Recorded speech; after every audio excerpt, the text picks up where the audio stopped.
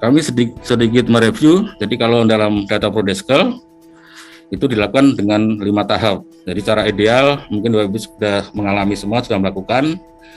Ada penyiapan instrumen. Kalau di sini sudah ditetapkan di lampiran di Permendagri 12 2007 tersebut, ya, ada lampiran 1 atau form 1, lampiran 2 atau form 2, lampiran 3 atau form 3. Jadi ciri-ciri dari atau karakter dari form 1 ini adalah data primer, yaitu data yang dihimpun atau ditanyakan dari masing-masing keluarga. Ini yang mungkin kalau Bapak Ibu sudah melakukan terasa berat, ya.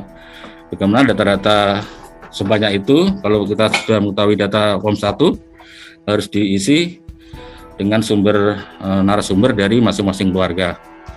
Ya, di sana ada kepala keluarga, kemudian ada anggota keluarga.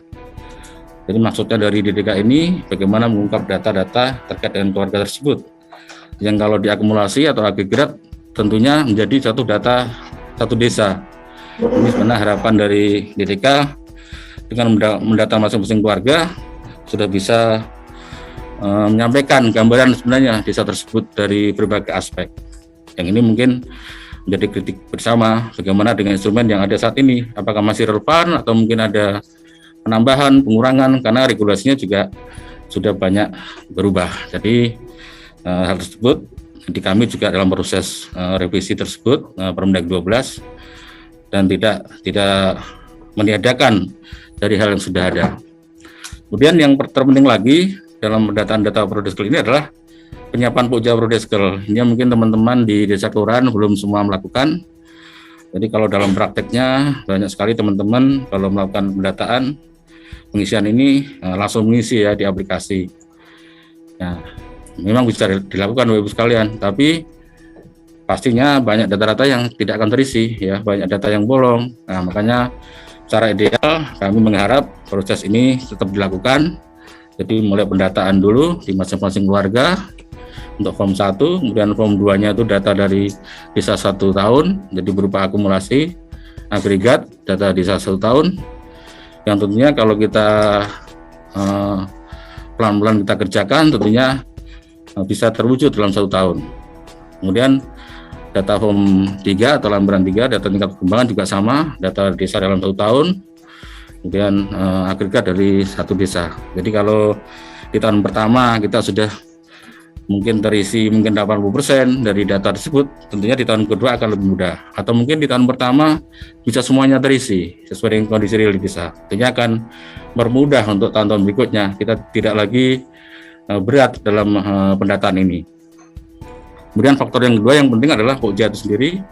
Kenapa ada Pokja? Karena kita tahu bersama Bapak sekalian bahwa kita bekerja tidak bisa sendiri, tidak bisa oleh operator sendiri, tidak bisa oleh perangkat desa sendiri, dalam ini mungkin Sekdes atau Kasipem, Bapak sekalian, tidak mungkin bisa bekerja sendiri, tentunya ada pihak-pihak yang membantu. Itulah maka gunanya tim kerja atau Pokja ini. Nah, dalam keanggotaan Pokja, semua bisa dilibatkan Bapak sekalian. Misalnya ada pegawai negeri, di sana mungkin pekerjaannya di Dinas Pertanian. Silakan Bapak Ibu rekrut untuk membantu mungkin nanti data-data terkait dengan data pertanian di desa tersebut. Mungkin di sana ada Menteri Statistik ya yang tinggal di desa tersebut. Silakan diminta gabung, diminta bantuannya untuk terlibat dalam Pokja Prodeskel dan juga semua stakeholder yang ada. Nah, ini terkait dengan pembiayaan tentunya menjadi hal yang kadang krusial. Namun kami yakin dengan pimpinan kepala desa sekarang ya, misalnya dalam suatu forum ada rapat di desa, tentunya bisa difasilitasi ya. Misalnya sudah terbentuk Pokja, bagaimana Pokja membuat atau menyusun datanya, step-stepnya sudah ada ya, mulai dengan pendataan, kemudian penyusunan. Nah, di sana tentunya butuh rapat-rapat Bapak sekalian ya, rapat-rapat di tingkat desa. Nah, kami berharap kalau yang belum dijadikan pola ya, rutinitas, kami berharap mungkin setiap minggu sekali mulai membahas tentang profil desa dan kelurahan ini. Bagi yang sudah berjalan tentunya sangat bagus, ya mulai diupayakan. Nah, mungkin caranya berbeda-beda Bapak sekalian, desa satu dengan desa yang lain. Ya, pada intinya butuh kerjasama di tingkat desa tersebut. Jadi tidak bisa hanya operator saja dalam melakukan pengisian data Prodeskel. Ya, karena begitu berat dan tidak bisa dibebankan hanya kepada satu orang.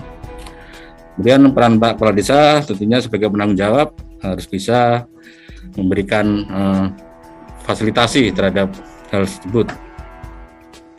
Kemudian pelaksanaan pengumpulan data sendiri, jadi kalau dalam data Prodeskal dalam 1 tahun berjalan, Bapak sekalian, Permendagri yang ada silakan dilakukan setiap hari bisa ya diupdate. Pada prinsipnya update data pada tanggal terakhir itulah yang menjadi data terakhir ya. Pada saat updating tanggal misalnya hari ini, besok ada yang mungkin perlu diupdate, silakan besok juga diperbaiki atau diperbarui data tersebut.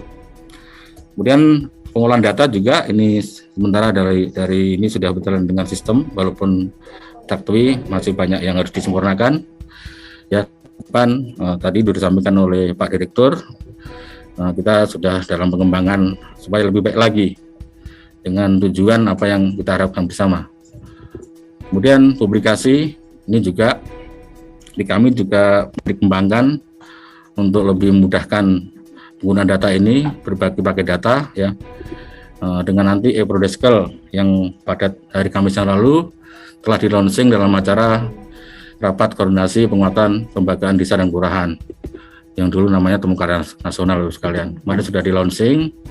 Harapannya kembali lagi data-data yang di Prodeskal kita lah yang sebenarnya hidangan utamanya sekalian. Kalau dalam suatu rumah makan itulah hidangan utamanya. Kalau kita salah menentukan materialnya, kita salah juga menganalisa atau mengolahnya, tentunya hidangnya juga tidak akan baik. Nah, ini peran Bapak Ibu sekalian yang ada di desa lah yang sangat penting, karena data-data adalah data yang ada di sekitar Bapak Ibu sekalian di desa masing-masing.